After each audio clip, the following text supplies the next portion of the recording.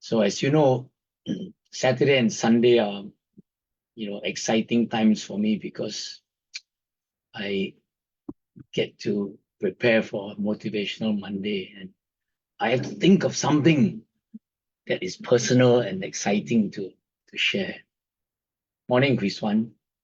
And it was very easy for me this uh, this week to find a topic because it is exactly what happened to Hwee Suan, Hok Seng, and myself on Sunday. So I'm going to be talking about something very, very exciting. So let me get started.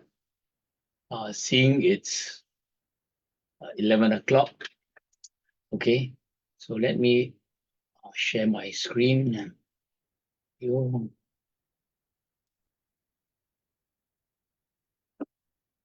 So yesterday was the 10th Singapore SUP race organized by Constant Wind. And it was Hok Seng's first race, okay, after he's been paddling for almost 1.5 years. And I believe he had a huge experience and many learnings. You know how Hok Seng thinks much deeper about things that happened to him. And so he's had a huge experience and these many learnings. And I've asked him to share with us in the next Motivational Monday. Okay, so next week Hok Seng will be on. And Hwee Suan, Hwee Suan has improved so much. This is her second race, and this race she showed how much she has improved as a paddler. And I would like to say that she was a worthy representative of Singapore against this veteran Indonesian competitor who brought her own board over and trains 3 times a week. Now, today I want to reflect on the race because we have many races in life. Most common is we're racing to catch a bus. Most of us are in the rat race. There's the race to get to the top. Once you're in the rat race, there's the race against time and, in just ordinary bicycle race, running race, whatever. Okay. And I want to share with you what I wrote on Sunday morning at 5 a.m. During my morning pages, as I got up early to prepare for the Singapore SUP day. So I'm going to stop sharing the screen. Okay. So this is what I wrote. I said, today is 10th Singapore SUP race day. I'm there to be part of a community that has given me fitness, fun, and fellowship. It's a special group, and I'm here to acknowledge them by doing something tough together. Because it's tough to organize an event, and it's tough to compete. No one likes to lose or fail. And, I want to add here, which I didn't write in the morning, that actually we didn't have a race last year because they organized one and there just weren't enough people taking part. Okay, so there was no race in 2023. Then I continued to write. I said, but today is about camaraderie among a special group of people who have shown up. It's not about competition. My competitor, the one who challenges me, is actually my friend because he's holding the bar for me, making me stretch, making me discover the best me. I'm actually racing against me, my body and my mind. So let's look at my body, my physical state. Do I drop out of the race when something is wrong with my body? Whose body is perfect for the race? For anything, say, going out for a walk or even a party. And we have difficulty just going out for a walk, but we do, even though our body is not perfect. But, sometimes when something is just not perfect, we don't even turn up for a party. I started getting a sore throat on Thursday. On Friday, I was losing my voice. On Saturday, I was struggling to speak. On Sunday at 3 a.m., I began coughing, the kind of coughing that comes from an itchy throat. That's the next stage. Okay. And Hok Seng had similar issues. He caught a flu from Arya. But both of us, we showed up because the spirit was willing. And this is the mind. So I'm talking about the body and the mind. Now, Dr. Joe Dispenza says, thoughts lead to choices. Choices lead to behaviors. Behaviors create experiences. Experiences produce emotions. And emotions drive thoughts. And if we don't change the choices that we make, we will come back to having the same experiences, same emotions, and the same thoughts. So let me talk a bit more about the mind. So first of all, I want to admit to you, I do not like competition. Jackie has this, she tells everyone, I'm very competitive. Actually, I don't like competition. And I think it's because it will show how bad I am. It's why I don't like to start new things, because I will suck as a beginner. But as I've discussed many times on these Motivational Mondays, the road to mastery requires me to wear the white belt for life.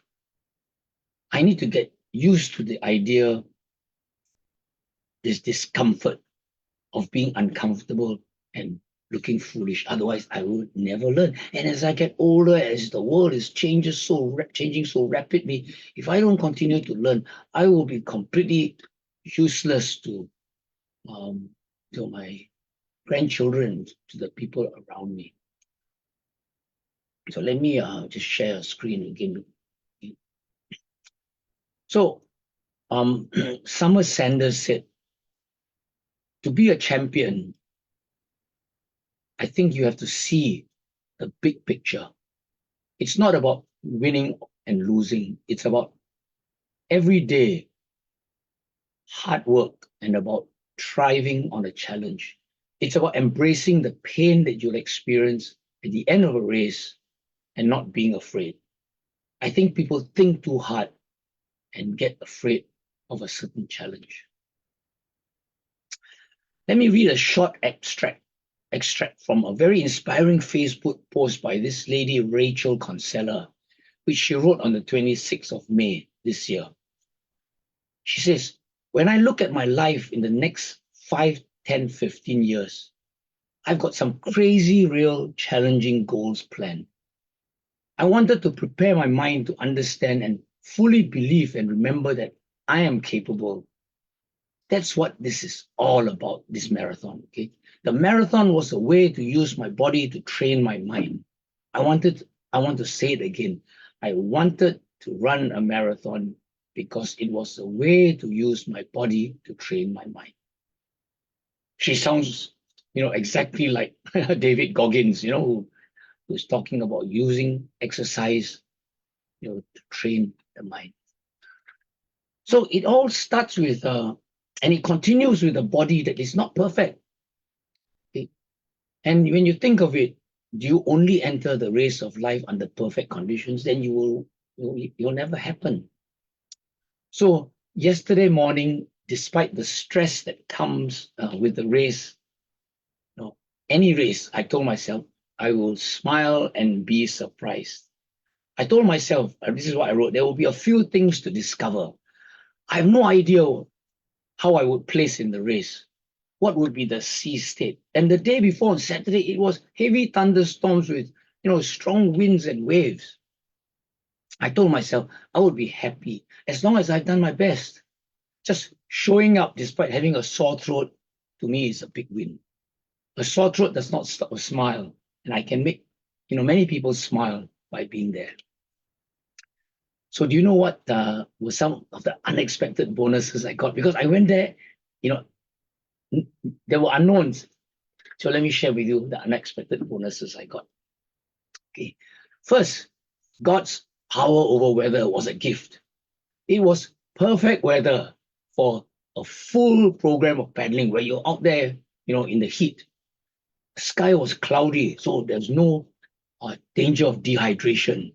And the weather the last few weeks has been so hot. Okay. The sea was completely flat. There was no current. There was no wind. There was only wind at the very end, of the short 200-meter sprint events. But we had already cleared that. It was perfect conditions. Secondly, there was this huge turnout with contingents from Malaysia, from Indonesia. It was an enthusiastic race. It was so enthusiastic. I couldn't help thinking how this would thrill Jeff, who gets so excited when seeing people excited, But wow, that was unexpected. Then I met our very good friend James Poon's eldest son, Harry. I didn't know he was doing stand-up paddling. And he took part in the 8-kilometer race, and he's only been paddling for 1 year, and he came in second. So that's Harry. Fourth thing was Hok Seng's children were there in growing stages. First, Grace was there with Hok Seng. Then Dawn came along with food. And then Angie came along with Arya to support their papa and their grandpa and his friends. It was really, really heartwarming to see that. And I found out that 7 is Arya's favorite number. Fifth, I took part in an extra event that I hadn't signed up for. Okay, there were 3 events, but I originally signed up for the 4-kilometer race and the 200-meter sprint, and I said I save my energy for 500 and not do the 500 meters so I can do well in the 200-meter. But after grounding myself, I said, what the heck? Who cares about winning or doing well? Just take part, okay? And so overall, I came in second in the men's 60+ category for the 4-kilometer race, second in the 500-meter technical race, and the 200-meter sprint.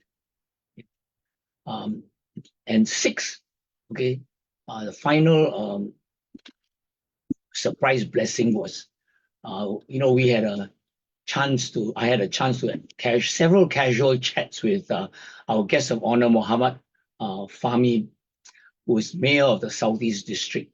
And, when we met, he remembered me from my last race in 2022 in Bedok Reservoir, where he actually joined us for a short paddle. He's a stand-up paddler also.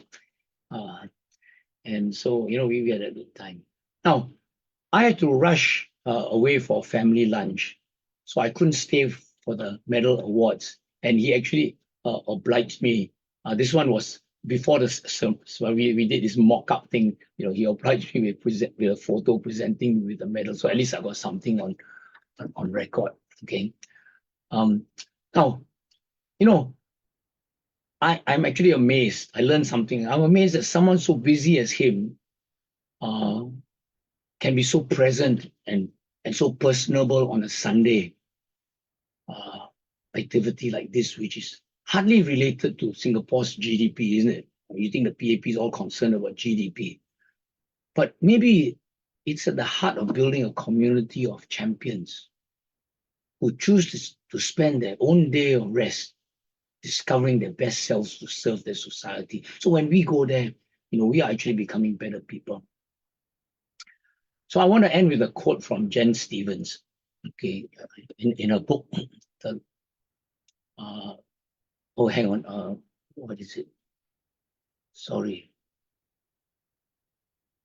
I got it mixed up. Okay, I want to end with a quote by Jen Stevens that sums up the experience of Hwee Suan, Hok Seng, and myself after yesterday's race. And this is what Jen Stevens said. Life is a race, and what matters most isn't when a person crosses the finish line, but how strong they've grown along the way. And we look forward to Hok Seng sharing next week about his growth from this Sunday SUP race. Okay, everyone, that's my sharing for today about the race. And tomorrow, okay, there will be no Tuesday tips, okay, because we have the Stella training at 10 a.m. Okay, so thank you, everyone, and let's have a great start to June. Bye-bye, everyone.